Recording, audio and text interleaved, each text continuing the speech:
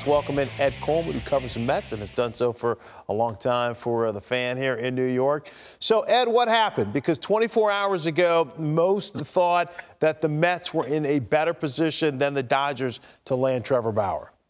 Yeah, I think Met fans were salivating, Fran, trying to decide who was going to be the number 4 starter, Marcus Stroman or Carlos Carrasco, when you slide Stroman and Bauer in there. But those guys will have to move up now, I guess, at this point. You know, I think the Mets, to my knowledge anyway, the Dodgers might have come in later, but the Mets were the only team, at least at first, that had a first-year opt-out. Obviously, the Dodgers have that at this point, and I believe the Mets were at 40-40-30.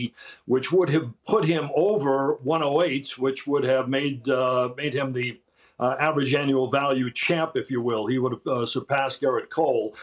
Maybe the 45 from the Dodgers knocked that out of the park, and Southern California and going home, all that stuff, I'm not sure. But I think he was interested, but the Dodgers eventually won this out. And if you're a Mets fan, you have to give the organization at least credit because, I mean, obviously it was more than a competitive offer.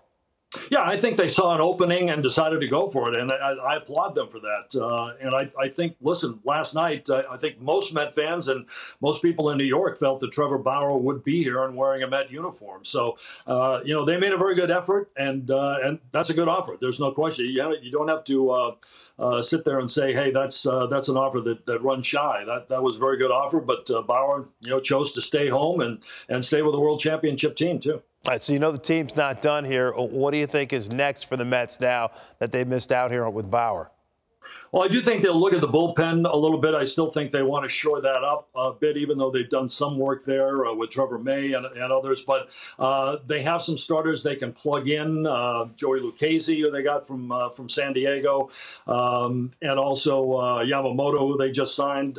They'll look around, I think, at the starting rotation. You can also look at Jackie Bradley Jr. Now, the contract that he wants or the years he wants, I don't think is in their ballpark. And I don't know if they can come to some sort of agreement on a lesser contract. But we'll see. I think they'll probably investigate that. But I think bullpen is probably where they go at this point to try to shore that up.